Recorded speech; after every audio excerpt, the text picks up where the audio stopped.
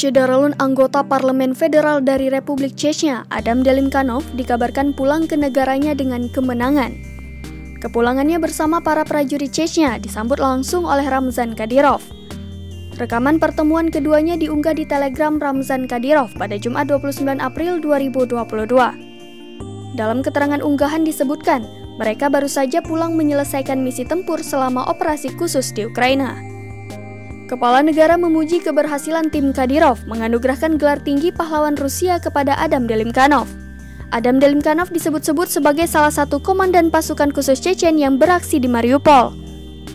Baru-baru ini Presiden Rusia Vladimir Putin memberikan gelar pahlawan kepada politikus top sekaligus komandan Chechen Adam Delimkanov karena berhasil membersihkan Mariupol pada Selasa 26 April. Delimkanov diberikan gelar pahlawan Federasi Rusia atas keberanian dan kepahlawanannya.